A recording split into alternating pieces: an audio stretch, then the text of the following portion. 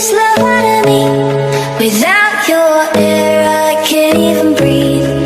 Lead my way out into the light. Sing your lullaby. Assalamualaikum teman-teman, jumpa lagi dengan saya Cantik Nur Faizah dari Prodi Hukum Ekonomi Syariah.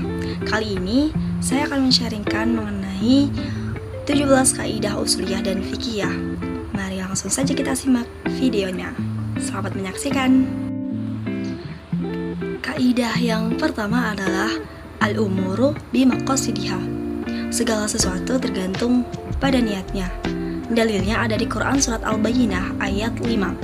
Contohnya, ketika seseorang berkata, "Saya hibahkan barang ini untukmu selamanya, tapi saya minta uang 1 juta rupiah." Walaupun katanya tadi adalah hibah, tapi karena ada permintaan uang, maka di sini tidak bisa dikatakan akad hibah, melainkan akad jual beli dengan sebab akibatnya. Contoh pengecualiannya adalah tidak diperlukan niat untuk meninggalkan zina. Kaidah yang kedua adalah al-yakinu la yazalu bisyakki wa al-masyaqqatu tajlibut taysir. Yang sudah yakin tidak dapat dihapuskan oleh keraguan. Dalilnya ada di Quran surat Al-An'am ayat 116. Contohnya, apabila seseorang telah berwudu kemudian ragu apakah wudunya telah batal atau belum, maka dia tidak perlu berwudu lagi. Dan untuk contoh pengecualiannya adalah ketika seseorang haus sekali dan tidak ada minuman kecuali khamar atau minuman keras, maka baginya boleh meminumnya, tetapi hanya sekedar untuk mempertahankan hidupnya yang sedang terancam lantaran kehausan. Akan tetapi jika hausnya telah hilang, maka kembali ke asalnya, yaitu haram. Kaidah yang ketiga adalah al-masyaqqatu tajlibut taysir. Kesulitan menyebabkan adanya kemudahan. Dalilnya ada di Quran surat Al-Baqarah ayat 185. Contohnya, salat qashar 2 rakaat yang asalnya 4 rakaat. Contoh pengecualiannya adalah kewajiban untuk menunaikan puasa di bulan Ramadan, tetapi karena sakit atau perjalanan, maka ia tidak diwajibkan untuk melakukan puasa. Kaidah yang keempat adalah ad-dararu yuzalu. Kemudaratan yang harus ditinggalkan. Dalilnya ada di Quran surat Al-Baqarah ayat 231. Contohnya, seseorang yang memonopoli suatu jenis barang atau makanan lalu dia menyimpan. Ketika harga barang tersebut naik, dia menjualnya dengan harga yang tidak wajar, maka pemerintah berhak untuk memaksanya agar menjualnya kembali dengan harga yang wajar.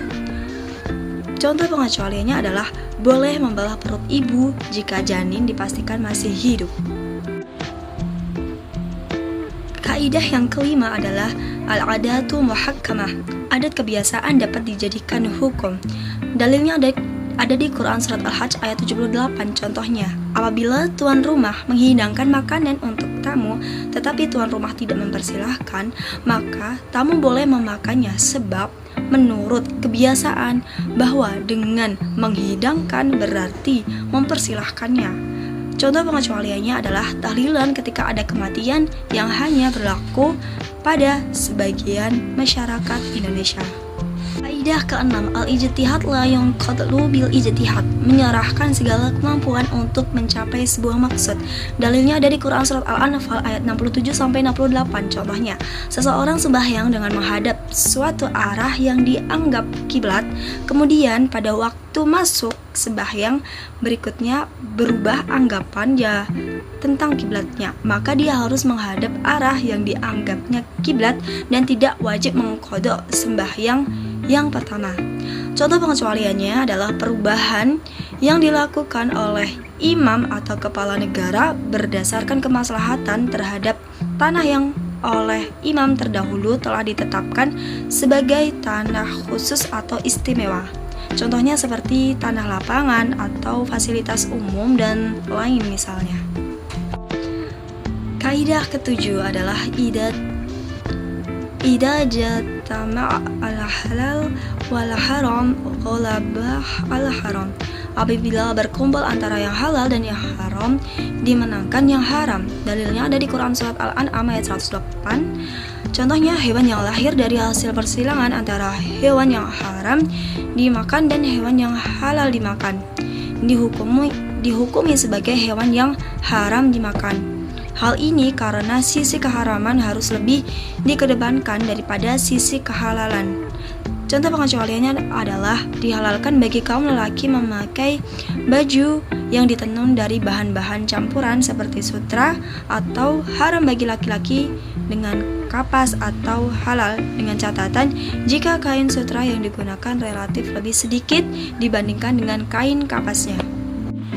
Kaidah ke-8, al-itsaru bil qurbi mahruhu wa fi ghairiha wa mahbub. Mendahulukan kepentingan dirinya sendiri sebelum orang lain. Dalilnya ada di Quran surat Al-Hasyr ayat 9. Contohnya, jika ada seseorang yang berada di shaf pertama, maka dia tidak boleh mundur ke shaf kedua untuk mempersilahkan orang lain menempati posisinya. Contoh pengecualiannya adalah di mana seseorang makmum yang sembahyang bersendirian di shaf kedua, maka bagi jemaah yang berada di shaf pertama disunahkan ke belakang untuk berada bersama dalam shaf kedua. Kaidah ke-9, at-tabi'u tabi'un. Pengikut itu adalah mengikuti. Dalilnya telah menceritakan kepada kami Musa bin Ismail telah mengabarkan kepada kami Juwairiyah dari Nafi dari Abdullah radhiyallahu anha berkata, dahulu orang-orang jahiliyah memperletakkan jual beli apa yang ada di dalam perut unta hingga unta itu melahirkan. Kemudian Nabi SAW melarangnya. Nafi menafsirkan yang dimaksud dengan al-jazur adalah unta melahirkan apa yang ada di dalam perutnya. Contoh kaidah ini adalah terdapat 4 cabang, diantaranya hal ini karena hukum yang ada pada yang diikuti berlaku jika untuk yang mengikuti. Contohnya seperti jual beli binatang yang sedang bunting, anaknya yang ada di dalam kandungannya, termasuk ke dalam akad jual beli. Contoh pengecualiannya adalah tidak boleh mengawini saudara wanita istri kecuali jika istrinya telah dicerai, maka wanita tersebut boleh dikawininya. Kaidah yang ke-10 adalah tindakan seseorang imam atau seorang wali pada suatu urusan umat Islam itu bergantung kepada kemaslahatan umat. Contohnya, pembagian zakat terhadap 8 golongan oleh petugas amil tidak boleh dilebihkan yang satu di atas yang lain dalam kondisi yang sama kepentingannya. Kaidah yang ke-11 adalah al-hudud bi subhatudra. Hudud yang ditentukan oleh Allah Subhanahu wa taala sangat keras dan diharuskan untuk dikerjakan. Dalilnya ada di hadis riwayat Tirmizi nomor 1424. Contohnya, seorang laki-laki berzina dengan seorang wanita, namun ia tidak tahu bahwa yang dizinai itu adalah istrinya sendiri. Kemudian ia mengakui bahwa itu adalah istrinya. Maka kasus yang seperti ini tidak ditenggakkan had, sebab ada subhat di dalamnya.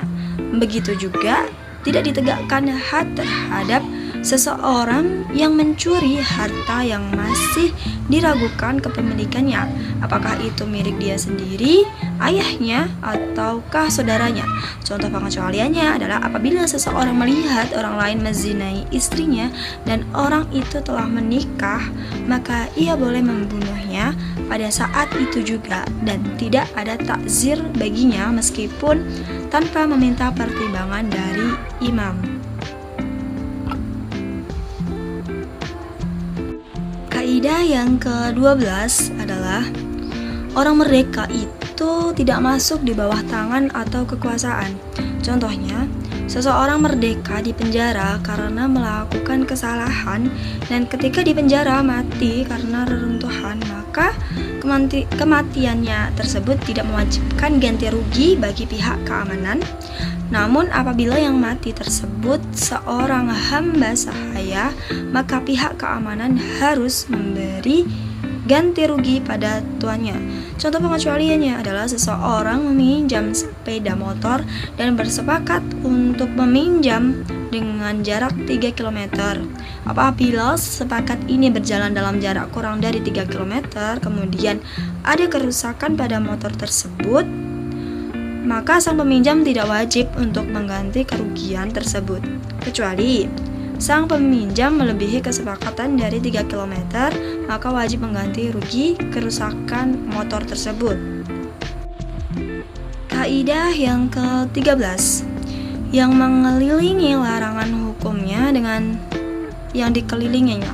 Contohnya, diharamkan memakan bangkai, darah, daging babi, maka diharamkan pula untuk memperjualbelikannya atau memanfaatkannya.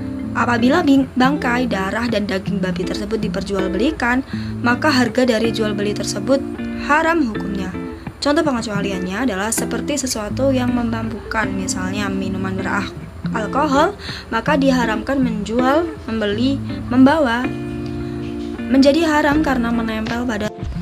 Kaidah yang ke-14 adalah apabila ada dua ibadah yang satu jenis berkumpul, maka dengan mengerjakan salah satunya sudah mencukupi untuk keduanya apabila maksudnya sama.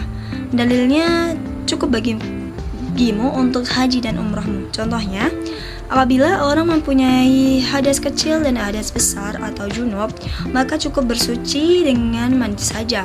Seperti kalau orang junub dan haid. Contoh pengecualiannya adalah jika seseorang berwudu kemudian masuk masjid setelah azan zuhur, maka ketika itu disyariatkan baginya melaksanakan 3 sholat sunnah, yaitu sholat sunnah wudu, sholat tahiyatul masjid, dan sholat sunnah qabliyah. Dalam keadaan ini cukup baginya melaksanakan sholat 2 rakaat dengan niat ketiga sholat dan mendapatkan pahala ketiga sholat tersebut. Jika seseorang masuk masjid dan mendapatkan jamaah sedang melaksanakan sholat zuhur, maka terkumpul pada haknya ketika itu 2 ibadah, sholat fardu dan sholat tahiyatul masjid.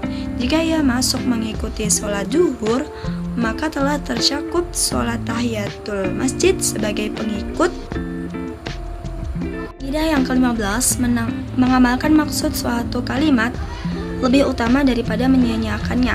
Dalilnya ada di Quran Surat An-Nahl ayat 116, Al-A'raf ayat 3. Contohnya, orang berwasiat memberikan hartanya kepada anak-anaknya padahal ia sudah tidak mempunyai anak lagi kecuali cucu-cucunya, maka harta harus diberikan kepada cucu-cucunya. Contoh pengecualiannya, jika seseorang mewakafkan kepada anak-anaknya, maka tercakup di dalamnya anak laki-laki dan perempuan, karena hakikatnya kata anak adalah al-walad, itu juga mencakup anak laki-laki dan perempuan. Yang ke-16 adalah hak mendapatkan hasil disebabkan oleh keharusan menanggung kerugian. Dalilnya bahwa seorang laki-laki menjual seorang budak, maka budak itu bermukmin di tempat pembeli dalam beberapa hari. Kemudian si pembeli mendapatkan cacat pada budak tersebut dan melaporkan kepada Nabi Shallallahu Alaihi Wasallam. Maka Nabi mengembalikan budak itu kepada laki-laki yang menjual. Maka berkatalah laki-laki itu, "Wahai Rasul, ia telah memperkerjakan atau mengambil manfaat terhadap budakku." Rasul bersabda, hak mendapatkan hasil itu disebabkan oleh keharusan menanggung kerugian. Contoh kaidah ini adalah pohon mengeluarkan buah atau binatang mengeluarkan susu. Contoh pengecualiannya, jika yang dijual barang curian, maka hasil dari barang curian tersebut bukan haknya. Kaidah yang terakhir adalah keluar dari khilaf itu adalah diutamakan. Dalilnya ada di maka barang siapa menjaga diri dari syubhat atau tidak jelas hukumnya, maka ia telah mencari kebersihan untuk agama dan kehormatannya. Contohnya mengutamakan menggosok anggota wudhu, meratakan dalam mengusap kepala, meninggalkan sholat ada di belakang orang yang sholat qadha, dan sebaliknya melakukan sholat qashar dalam bepergian yang berjarak 3 marhalah dan meninggalkan kosor dalam jarak yang kurang dan sebagainya. Contoh pengecualiannya, buang hajat menghadap kiblat, orang yang selalu dalam keadaan safar. Sebagaimana pelaut dalam persoalan ibadah, kita tidak ada hak untuk merevisi atau memodifikasi atau bahkan menciptakan model baru bagi pelaksanaan suatu ibadah. Aktivitas perempuan yang cenderung dibatasi di rumah, sehingga perempuan tidak boleh keluar rumah tanpa mahramnya. Baik teman-teman, cukup sekian yang bisa saya sampaikan. Kurang lebihnya saya mohon maaf. Billahi taufiq wal hidayah. Wassalamualaikum warahmatullahi wabarakatuh. Sampai jumpa lagi.